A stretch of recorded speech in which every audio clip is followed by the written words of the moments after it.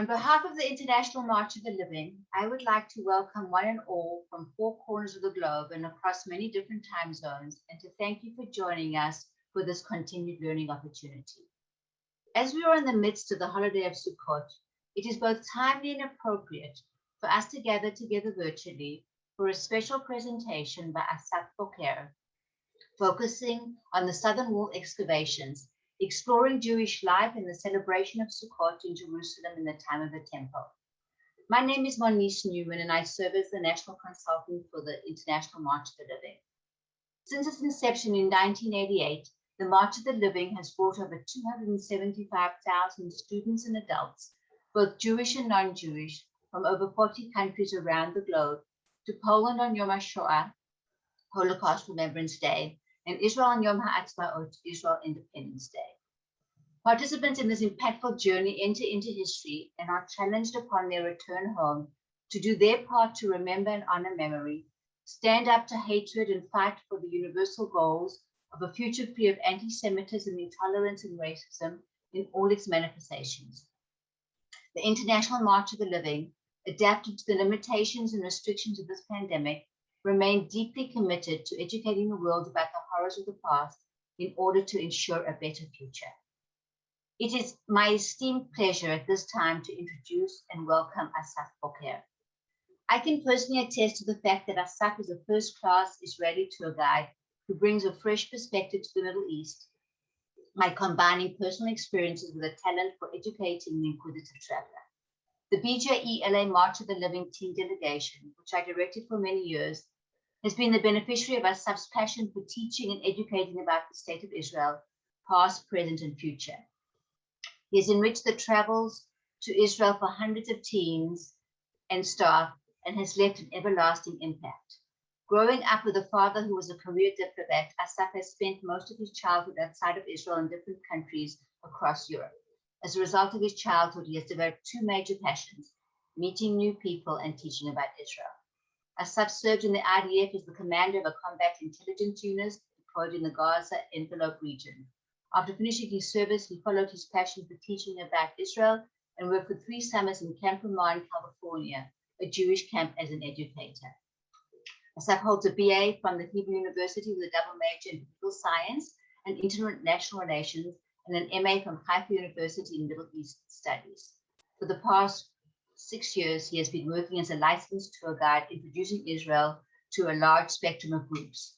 He is married and the father of a beautiful baby boy. Before I turn over the virtual program to Assaf, a few housekeeping items. Assaf will conduct the virtual tour, and at the conclusion of his presentation, will address your questions. Please leave any questions in the chat box, and we will attempt to get answer them at the conclusion of the presentation. Assaf, with much gratitude and admiration, I turn the virtual floor to you.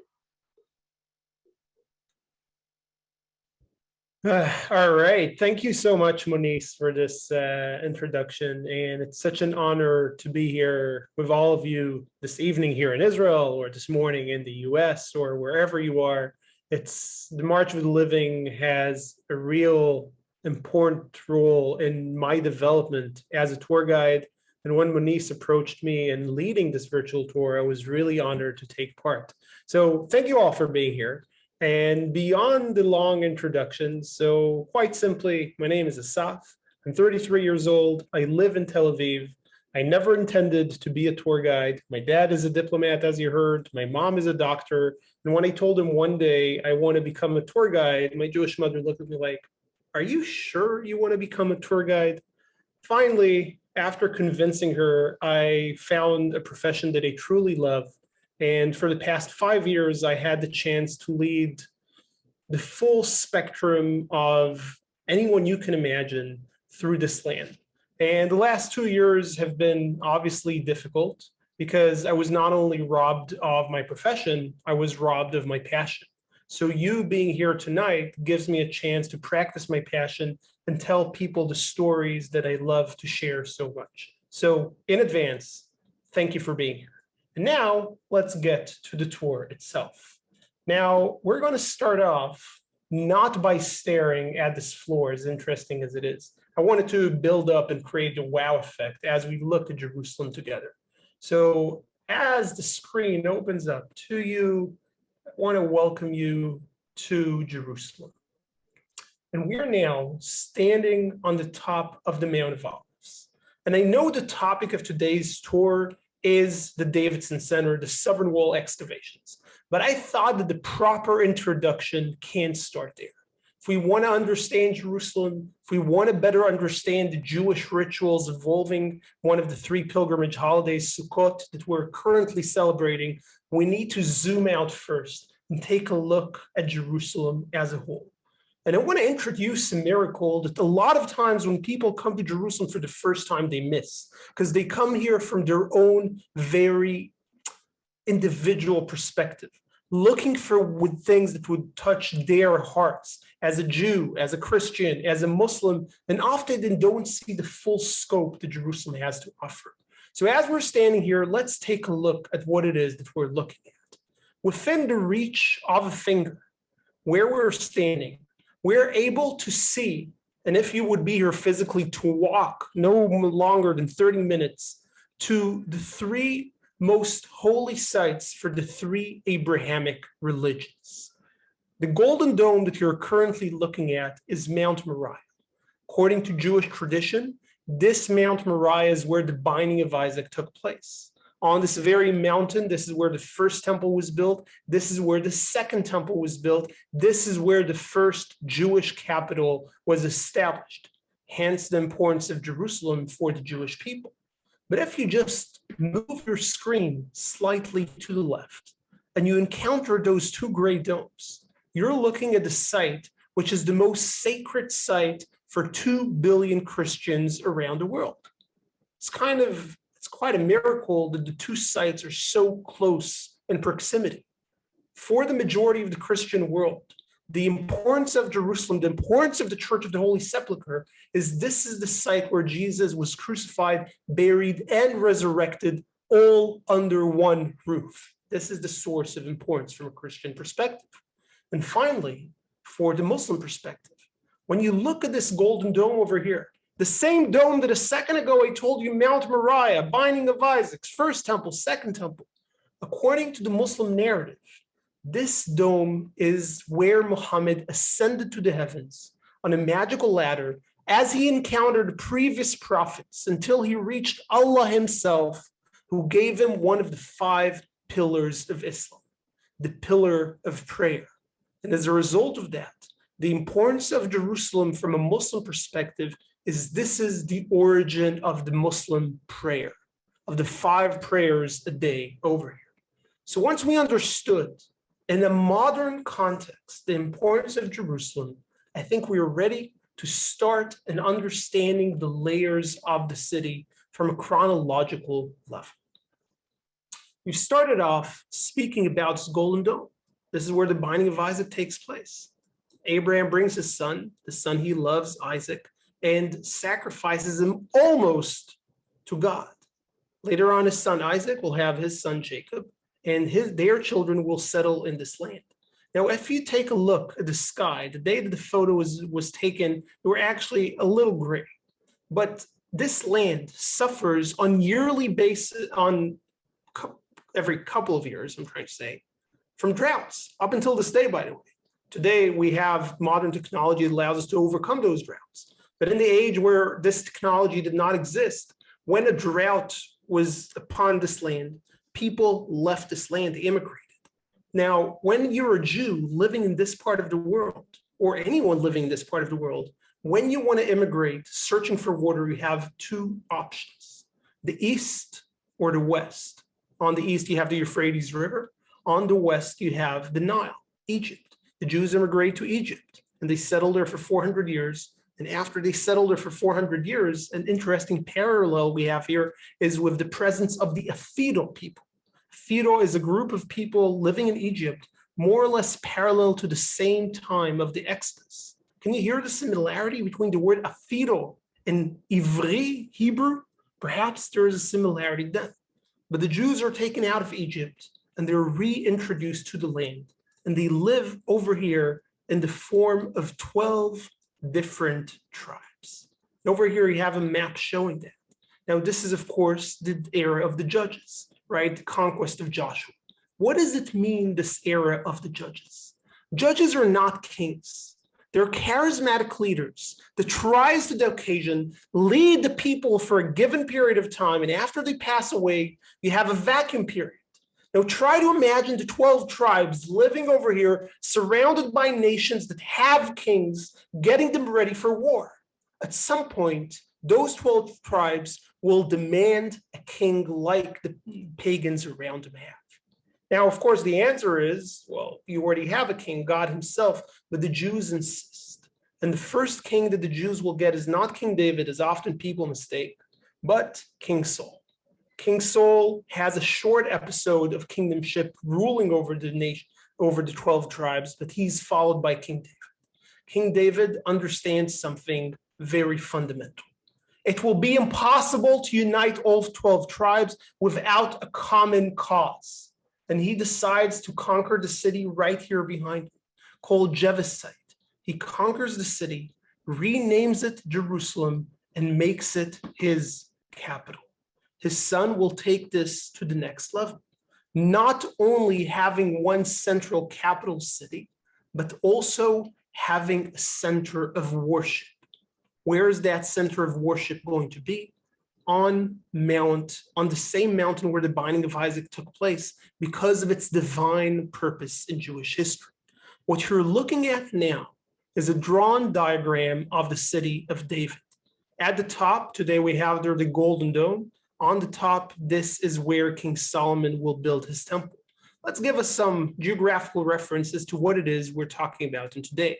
If you look at the Golden Dome over here, this is the peak of the city of David you saw a second ago. And if we start moving our screen to the left towards the Kidron Valley, you can see how the city of David started more or less where you see this building over here, all right, stretching all the way until the Golden Dome that you see here. This is the city of David. So we've went over some history, leading us to the first temple built by King Solomon. So king number 3, King Solomon, building the first temple. But now, friends, with your permission, I want to actually zoom out and try to understand the land of Israel in the geopolitical context. And in order to do this, I've already prepared a map for you.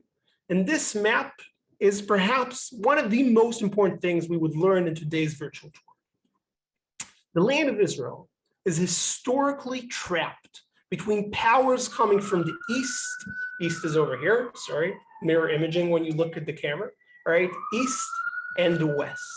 And it's always trapped between empires coming from both of those directions. Now, when I gave you and spoke about the kingdom, that is a rare episode in history when both empires are relatively weak, both in the east and the west, allowing a local kingdom to be established. I'll throw here a fun fact, and because I can't see your faces because we're in a webinar, so I would usually ask, how many times was the land of Israel a sovereign, independent entity? And then I have all of the Israel experts throwing numbers, 2, 7, 9. How many times in history the land of Israel was independent entity? The answer is 4 times. All right. Oh, I gave the answer already too early, friends. I'm sorry. First time, time of King David. Second time, time of the Maccabees. Third time, time of the Crusaders. Not Jewish sovereignty, but a Christian kingdom. Fourth time, modern day state of Israel. What am I trying to emphasize here? That usually empires either in the east and the west are relatively strong, and therefore the ability of the land here to be independent is not really in existence. Now let's start talking about those empires.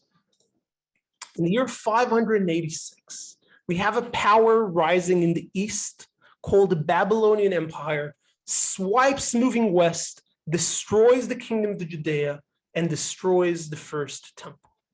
All right, so the first temple we discussed earlier is no longer in place. But empires have a tendency to fall and rise. And when one empire falls, a new empire rises. And the empire that takes over is the Persian Empire. led by Cyrus the Great. Now, every empire has their own philosophy of how to govern this huge given piece of land.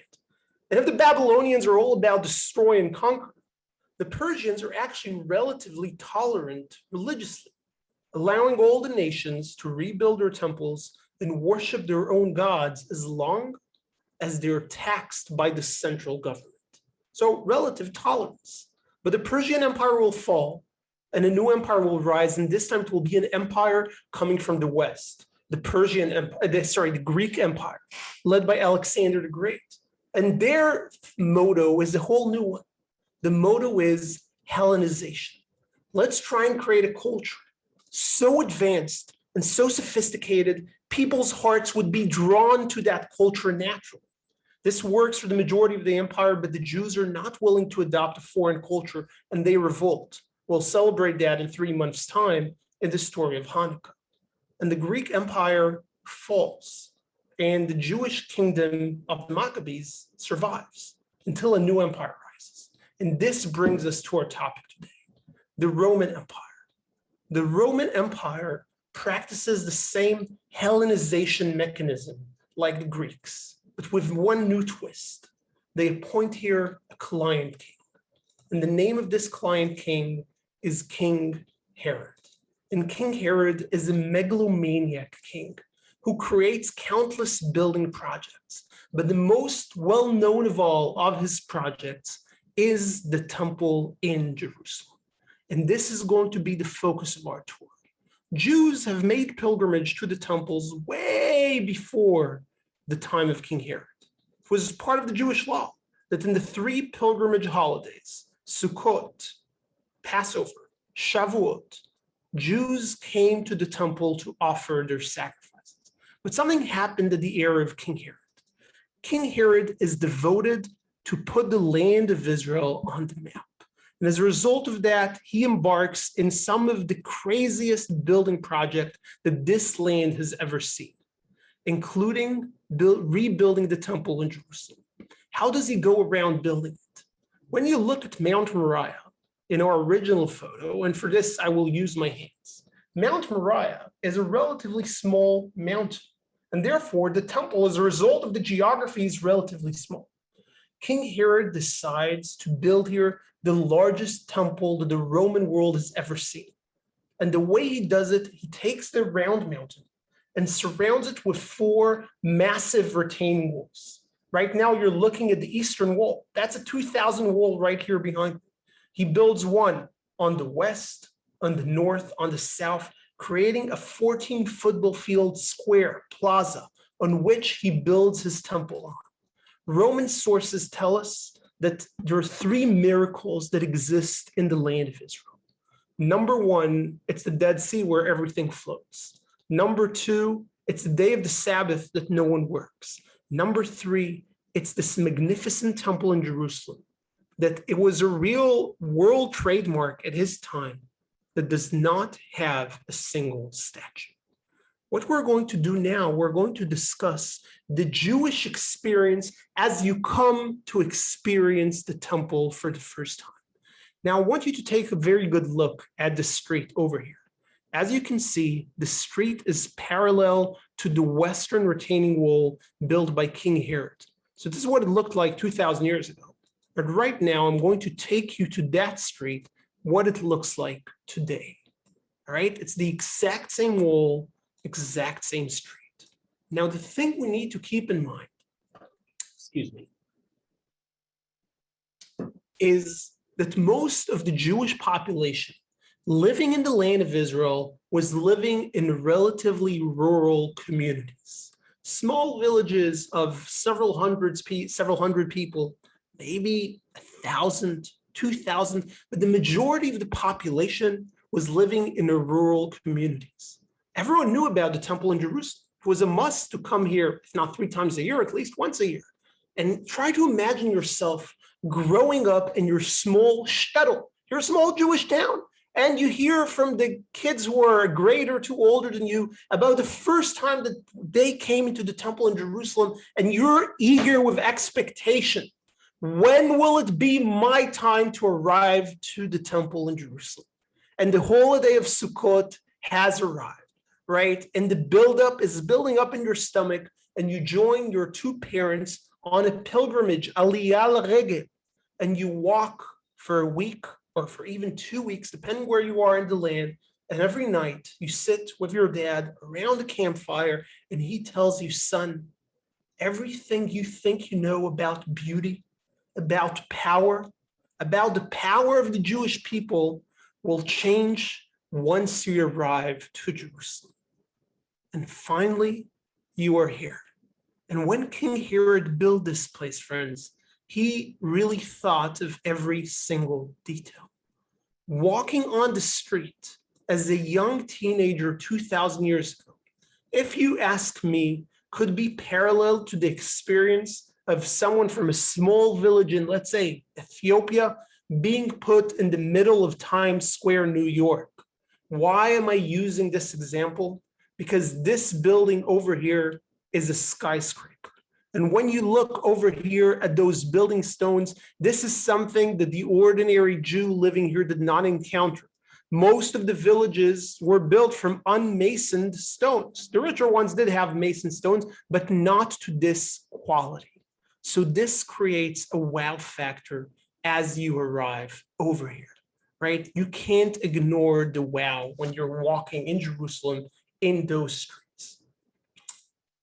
And right now, I want us to talk a little bit about what do you need to do as you're arriving to the temple.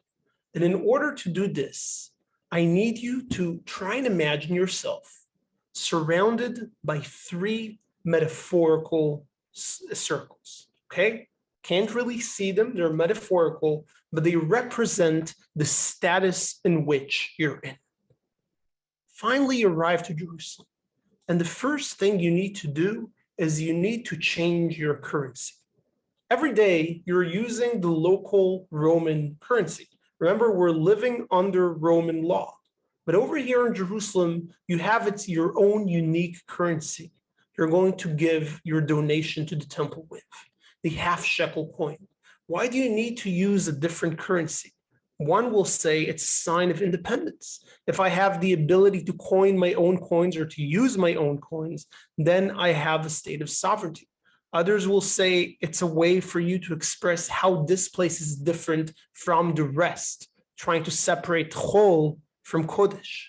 But you would walk over here to the money changer in this shop, and you would give in your Roman currency, and in return, you would buy a half shekel coin. Now, over here, you see a half shekel coin. The coins themselves were not actually coined in Jerusalem. They were coined in Tyre. And the reason Tyre was picked for that purpose is because the quality of the coins that came from that region that had something close to 95% pure silver. Now, you can see the similarity to the modern day Israeli shekel coin is quite shocking, but it's not by coincidence, as you can imagine. The whole idea of the state of Israel is to restore Jewish presence in this part of the world. And those ancient coins that we find here are a testimony of Jewish life here that we are trying to recreate in our daily lives here in Israel. Now, do you remember a second ago we spoke about the circles? So why did I call this the outside circle? Because the money is something exterior. We don't touch it physically, right? I know a lot of people who love money. I don't know someone who's connected to one specific $100 bill. Something almost exterior from our body. But it's the first thing we need to change as we're about to make our entrance to the temple. Change your currency from the local currency to the Jerusalem temple half shekel coin currency. And after this, we're going to move into the closer circle. What do we have in the closer circle? This is where you buy your sacrifice. What is the Hebrew word for sacrifice? And some of you, I assume you already know the word, korban. And the root of the word comes from the origin shoresh, to karev, to get closer. Your korban, your sacrifice, is means for you to get closer to God. Now, one may ask me the following question, and it's a valid question. If you know basic economy, you know that why do I need to buy my sacrifice in Jerusalem? we have here, and the numbers are around 300,000 Jewish pilgrims during Sukkot. Sukkot is the holiday with the most pilgrims who are coming to Jerusalem, partly because also of the weather being the most convenient at this time of the year. So why can't we bring it from our small village back home? And the answer is that a sacrifice needs to be an animal in mint perfect condition. It cannot have a single broken bone. And therefore, in most likelihood, you would buy your sacrifice over here. And why do I call this the second circle? Because an animal is not currency. You're holding it close to your body, right? You're holding the animal close after it was purchased in order for it to avoid it from running away. But during that time, because you're holding it so close, you're constantly reminding yourself of what it is that you're about to do. You're not about to do an ordinary thing. You're about to make your ascension to the temple, and this will remind you of that purpose. Over here, now you know what, we'll go one more step, and now I'll show you a very interesting lens in everything we spoke about. So we've already spoken about the currency, changing the money.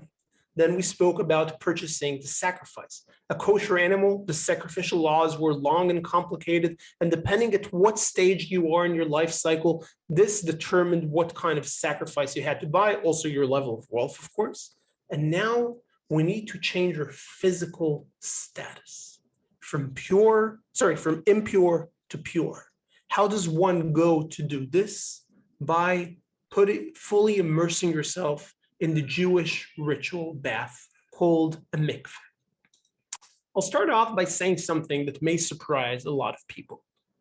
Mikvehs in Jewish tradition are no older than 2,200 years, right? We have not found in archaeology a single mikveh which is older than 2,200, maybe 2,300, maybe, but I wouldn't even gamble on that. We haven't found mikvehs that are older than that. What is the origin of a mikveh? In the book of Leviticus, there are certain conditions that God orders the people of Israel to purify themselves in what is known as Mayim Chaim, living water. Now, in the book of Leviticus, there isn't a clear definition on what living water means. This is where the oral Torah comes in and tries to bridge the gap as to how does one know what living water means. And the common interpretation was living water, Mayim Chaim, is water that got into its site without any human intervention, any human assistance. So for example, if you see a mikveh, the water there has to be bought on a natural manner. So one method is a treasure. A treasure is a water storage, which is connected by a canal to the mikveh. And the water storage stores rainwater. Can we all agree that when rainwater gets to a place naturally, there's no human intervention? And then you can fill up the mikveh water itself with water brought from the spring of Jerusalem, the Gichon spring. Now, obviously, if you're bringing the water from the Gichon spring yourself, that's not living water. But you have the treasure, remember? In a process called paralleling, you lift up the dam, one drop of water of the living water touching the water over here concludes all the water to be Mayim Chaim. The name of this process is hashakah. Paralleling, I've oversimplified it. I know if there are mikveh experts in the crowd, my apologies. It's just for the sake of time. But this is how a mikveh works. Why do we start seeing mikvehs only 2,200 years ago and not earlier?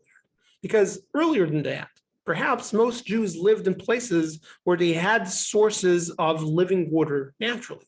Spring, a river, maybe a sea, right? And therefore, there was no need to build a mikveh. But when we're looking at the Roman era and the Greek era, but especially the Roman era, and we're seeing a trend of urbanization, where Jerusalem itself grows to a community with 100,000 people there. And in Sukkot, or one of the other pilgrimage holidays, we're talking about a population of 300,000 people. You need to find a solution, guys. Like, where are all these people going to purify themselves? This is when we start to discover mikvehs in archaeology. A mikveh has 40 se'ah of water. Se'ah is an ancient measurement. And the translation in today's liters is either 473 or 700 liters, depending which measurement you're using. But the number 40 is not by coincidence. 40 is a very interesting number in Jewish tradition.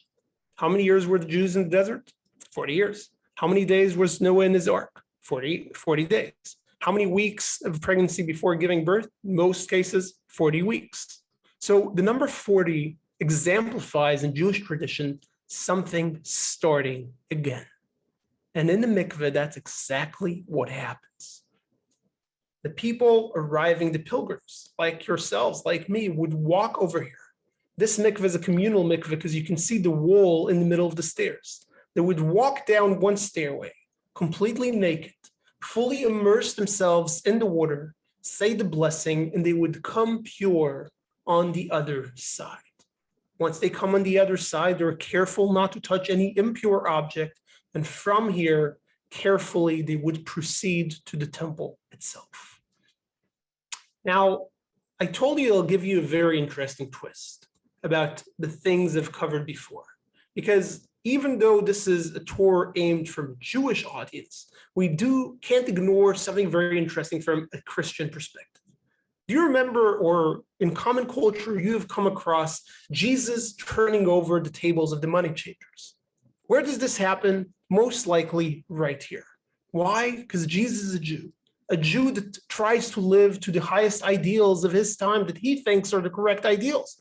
And he's deeply disappointed to see all the hustle, bustle, and the merchants and the yelling. And he gets so frustrated, he would walk here to one of the tables of the money changers and flip the table of the money changers. Another thing exactly on this topic, just try and think about it. That when we read in the Gospels about the crucifixion, it says that Jesus was crucified without a broken bone in his body. Why? Because the writers of the Gospels are Jews who are writing for a Jewish audience. Jewish audience know very, very well that a sacrifice needs to be in mint perfect condition without a single broken bone. That's why the Jewish pilgrims brought their sacrifices over here. So for the Christian writers, they're showing them we're fulfilling the Jewish prophecy, we're following the laws of the sacrifices. And of course, the idea of the immersion in water is what in Christianity later on developed to baptism. This was just opening brackets because I think you can't do a tour here without trying to give the 360 view. But before we proceed to the stairs of the temple, I want to steal 2 more minutes of our time together. And I want you to look at this artifact over here, where the people are standing. If we open the Talmud and we read, we see that there is a special corner of the Temple Mount that gets a special honor. It's the southwestern corner of the Temple Mount. And according to the Talmud, it is in this corner that every Friday, one of the members of the clergy will climb all the way up to the top and will blow the shofar or the trumpet to announce that the day of the Sabbath is coming. Over here, I pause and ask people, who do you think this guy is? And they usually tell me, oh, that must be the high priest himself. And I tell them, all right, obviously you've never served in the army. And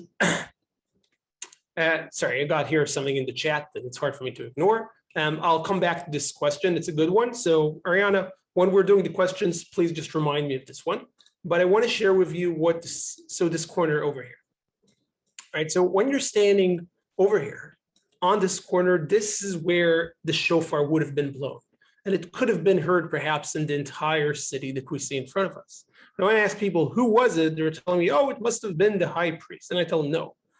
Standing here so far above the ground, no one can recognize your face. Not only that, to carry the shofar all the way up to the top here, it's kind of an ungrateful job. So most likely the person who did it, I don't know this for a fact, but it was the rookie. Right now, I can imagine his frustration. Climbing there, and he's like, man, not getting any recognition, carrying this big shofar. He's like, I want to be recognized. I want to get recognition for what it is that he's doing. So what does he decide to do? He decides to draw graffiti on this corner. I can identify with this. When I was in the army, don't tell anyone, I used to write graffiti in deserted guard spots around Gaza or Lebanon. I used to write Assaf Boker, which was my name. November '06 draft, or how much more. This is what I used to write everywhere. And this priest did the same. He left us a piece of ancient graffiti on this corner. And when the temple was destroyed, this stone was knocked down to the ground and his graffiti was waiting here with us. And before you all go ahead and read what it says here, how do I know it's graffiti? Take a look at the letters. They look like childlike letters. When we look at the finished standards that King Herod maintains for building the temple, with every single stone having this fine frame around it, do you think he would allow those sloppy, childish letters? This is someone's private initiative. And what does it say over here? Lebeit, to the house, hateki'ah, of trumpeting, leha, to, and then it's broken.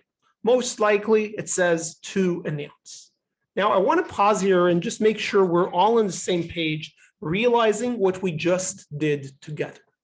We took a text 2,000 years old and we were able to read it together.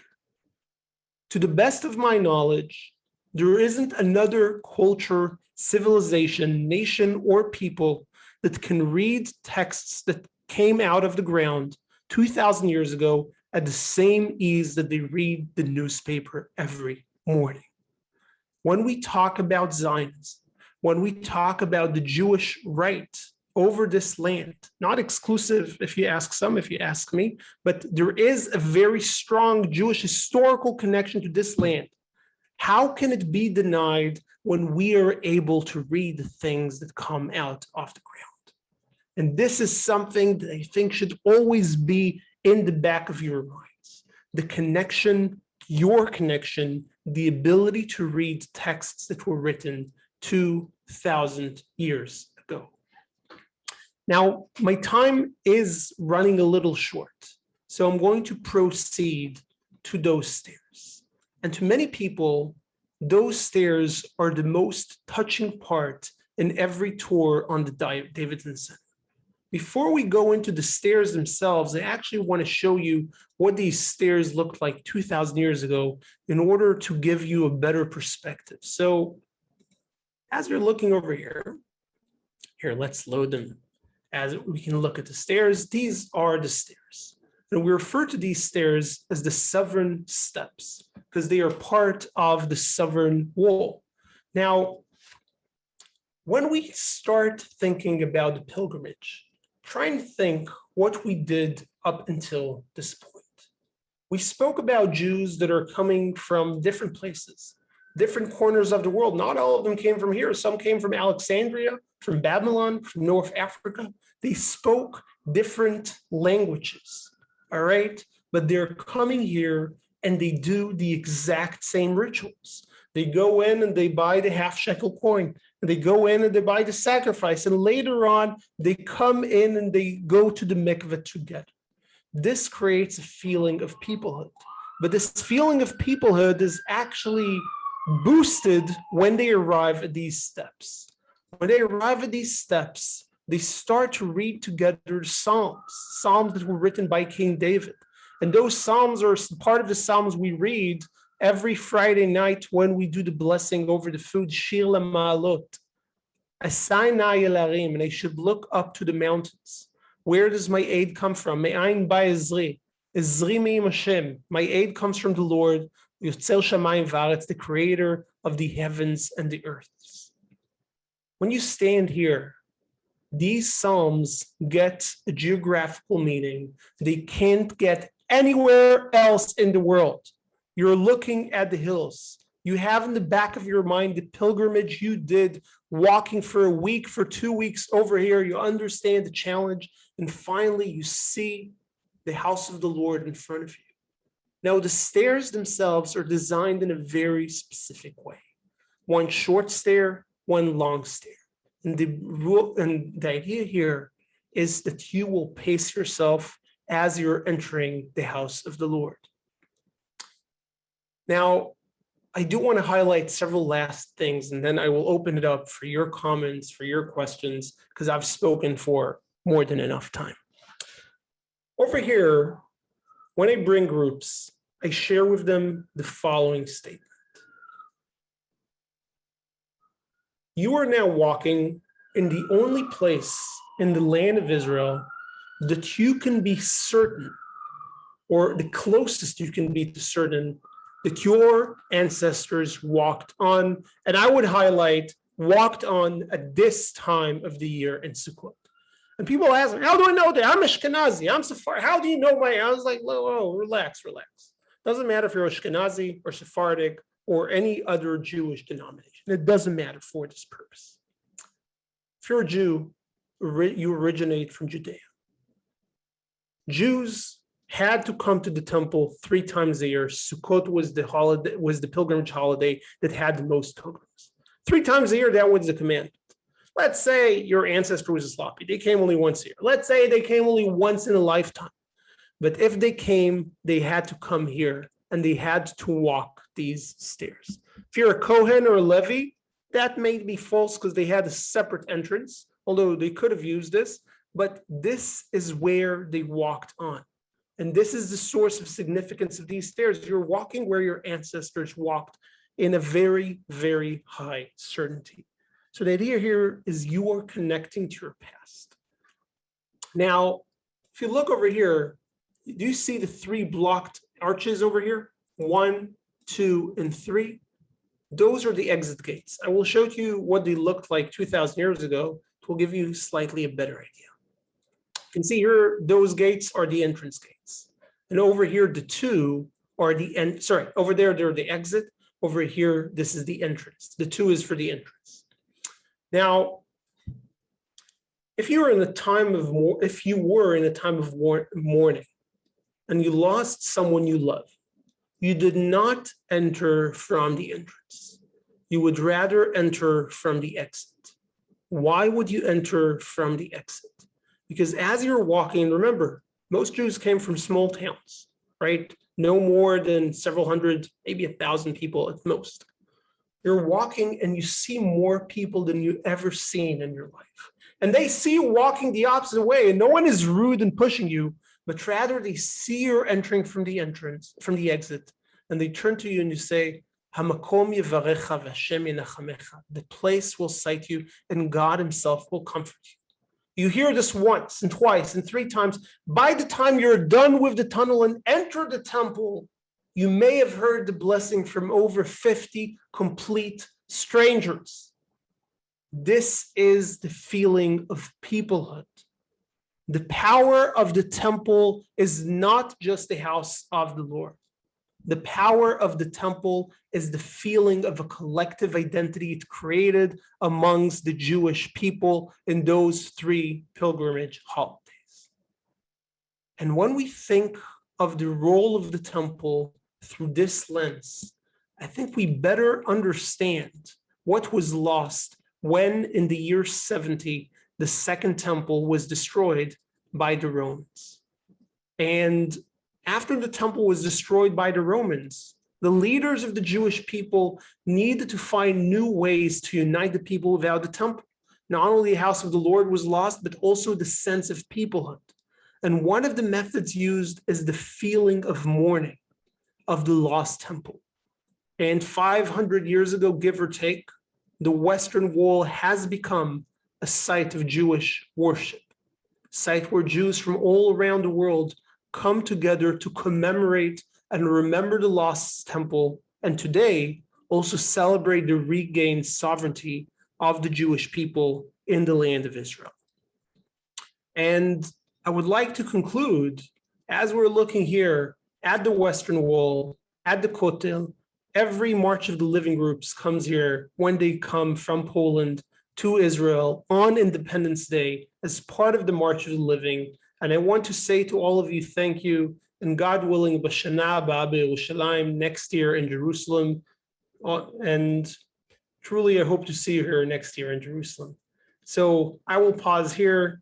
Very happy to take any comments, any questions. Thank you for being here and for being with us up until this point. Thank you so much, Assaf, for giving us this wonderful lecture and the ability to sort of visit Israel from afar. We did have a few questions that come in that I'll now address, that you can just answer them briefly. There was a few sort of technical questions about the the turn of events that happened. So one, somebody had asked about the location of the table flipping that you were speaking about. Could you address that? Sure. So I think I did manage to read a line or two in that specific question, not the full thing, but I will explain. In the Christian texts, in the Gospels, it says that Jesus entered the temple and he started to flip the tables of the money changers. Now, there is a question when we're reading in the Gospels, what does it mean, the temple courts? Does the temple mean only what we have up there as part of the temple courts, or also the perimeters around the temple themselves are considered by this? The reason I told the story here, because we don't know what stores looked like up in the Temple Mount. It's not accessible for us to excavate for obvious political reasons. And some scholars are convinced that when the reference is made, it also includes the area surrounding the Temple Mount itself. So the point itself is correct, and thank you for addressing this, but this is because we're not certain as to where. Most scholars I heard said this is also a fine location for this story. Thank you. And then when people went into the mikvah, somebody asked what happened to their sacrificial animal at that time, right? They had already purchased them. So technically, what happened? It's a great question. It's a question that gets asked every time. And the answer is we don't have a definite writing. So I can't tell you like, this is exactly what they did. Can assume they gave the animal to be held by a neighbor that has already been immersed in the water, or they tied the animal with a rope, if it's a goat, a lamb, to the ground, went, dipped in, and then carried on in their way. I don't have a definite answer. We just have to use, I think, our common sense for this purpose. All right. And then can you go back to the picture of the stairs? Somebody had a question related Sure. to that picture of the modern day, not of the mikvah, of the, right. So where were the openings there to enter the Temple Mount? Because right now they all look closed. Yeah, so over here we have the exits that are also sealed off. The openings you can't see because, and this is one of the classic things you see in Jerusalem, that Jerusalem is like a mosaic with different buildings, different layers built at different eras, right? So over here you see a wall that was built later, and this wall is actually blocking off the historical entranceway, one of the two entrance gates, and you can only see the corner. Over here, you see just the top corner in the darker color. Mm-hmm. This is all we have left of the entrance. And to answer your next follow-up question, who blocked it when and can it be unblocked? So can't be unblocked today because of the political sensitivity. Most likely it was blocked somewhere around 1,000 years ago. Some scholars even place it earlier to the early 7th century by the Muslims. Others actually place the blame on the Crusaders, so roughly around the 11th, 12th century. So in either one of these time periods, these entrances were blocked, and today you can't enter the Temple Mount from those entrances. Okay, thank you for that. So I'm sure you get this question often, but women and children were allowed to go up until what point? So women and children were only allowed to enter the temple up until the women's court. If I can zoom out over here and actually use this over here and give you a slight better view. So over here, if it will load quickly enough, a little bit of, here we go. So over here, this is the area of the women's court, and this is as far as the woman could go. And here, this, we're, okay, we're getting a little lost here. Technology is amazing. The technology is amazing, but this is as far as women and children could go. Later on, you had the area Ezrat Israel that only men could go. Later on, you had the area that only the Kohanim and the Leviim could go. And in the Holy of Holies, you had only the area where the Kohen Gadol could go. So And it was. Go ahead, sorry. No, so it was regulated. And I assume that there were separate mikvot for men and women. Actually, no. No. Wow. Not at least we could find. And the assumption is that there were separate hours for men and women. We didn't find a mikveh specifically for men and women. However, at that historical time frame, men and women both used the mikveh. That's very interesting. And not an answer you would expect. So somebody asked, why did the Muslims believe that Muhammad went up to the heaven right where the temple was? So it's a more sensitive question, and according to Muslim tradition, first of all, there's nothing by accident. Don't forget that when Muhammad established Islam, he lived amongst Jews. Some scholars actually believe that he learned how to read and write from Christians and Jews who lived in the Arab Peninsula. And this is how we find Jewish and Christian stories embraced in the Quran, sometimes with a different twist. For example, instead of the binding of Isaac, we have the binding of Ishmael. But Muhammad actually, to try and create a religion, like an umbrella religion that would also include the Jewish population. As a result of that, for a period of time, I believe 12 years, Muslims actually prayed like Jews towards Jerusalem and not towards Mecca. Now, therefore, when the Quran is written, then we can understand how stories from Judaism and sites that are important to Jews find themselves as part of the Quran. So why from that specific place? This specific place is not marked or mentioned in the Quran.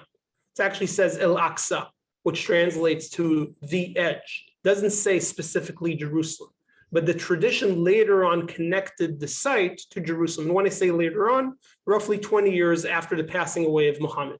The first Muslim building that was built on the Temple Mount was built in the year 691.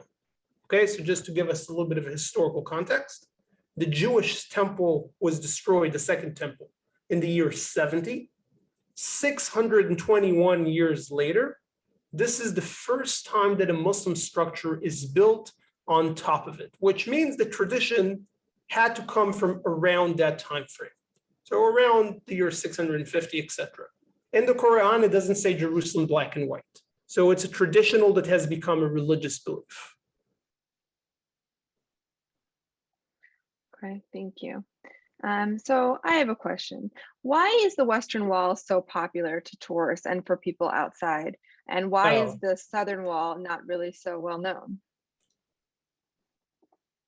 So it's a great question. In order to give just a little bit of a briefer history, 1492, Columbus sails the ocean blue. People think it's out of context what I'm saying, but it has a context. But the Jews are expelled from Spain too. The Jews in Spain, as we all know, were the backbone of the local economy. They were merchants, they were doctors, they were lawyers, and there were a lot of kings at that given time that wanted to attract this Jewish population. And the Ottoman Sultan approached the Jewish community and said, I'm going to give you something that the Jews did not have in 1500 years.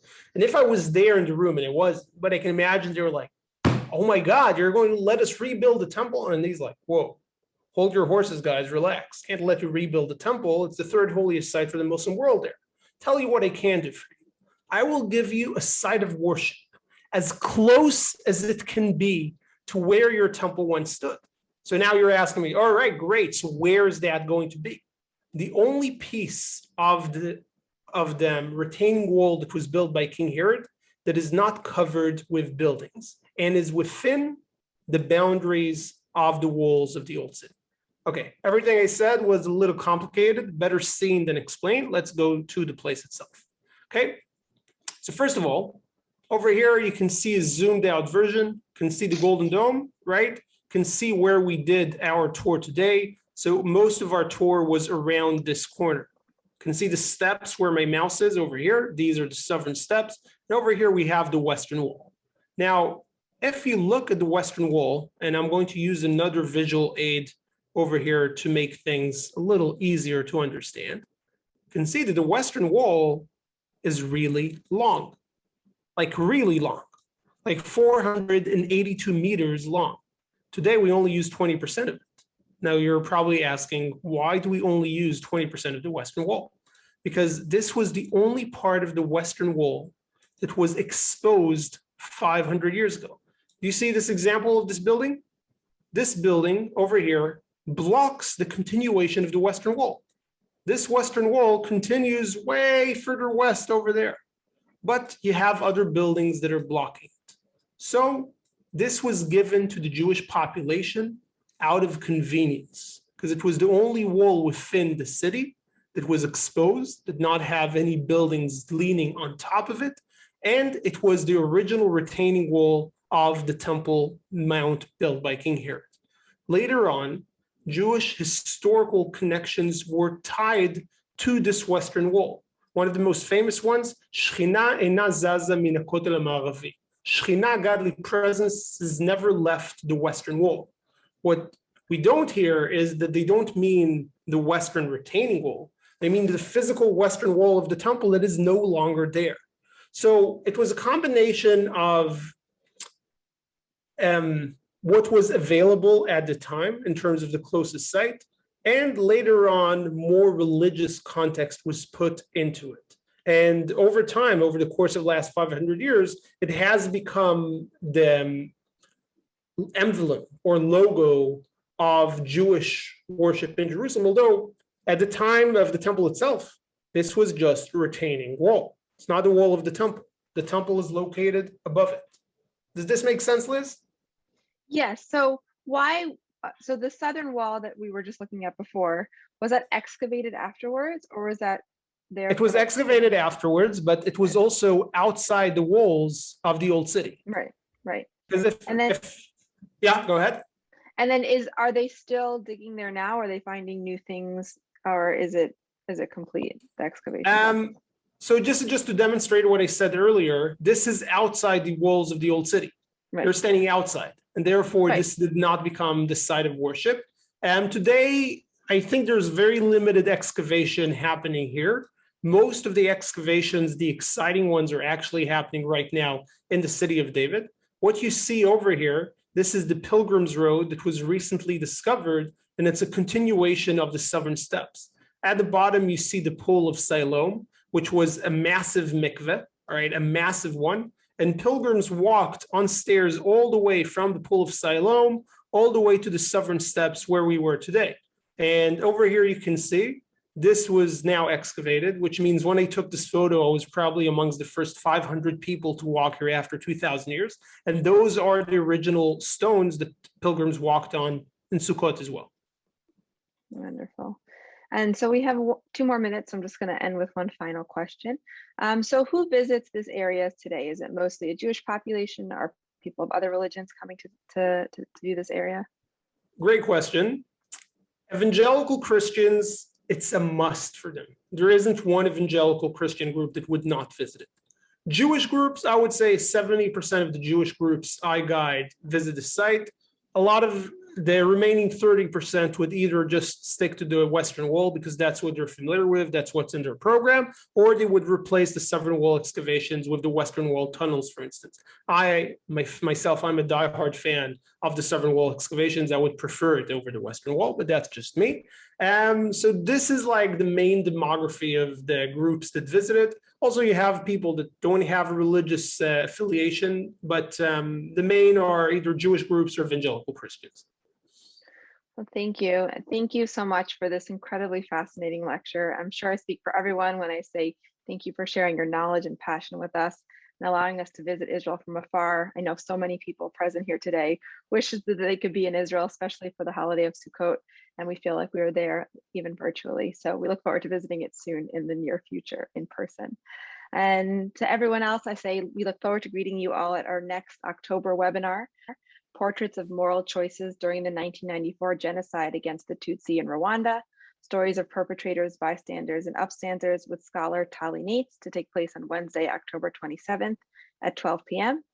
To hear about further educational webinars being offered by the International March for Living, please visit our website, www.motl.org, and follow us on our various social media platforms.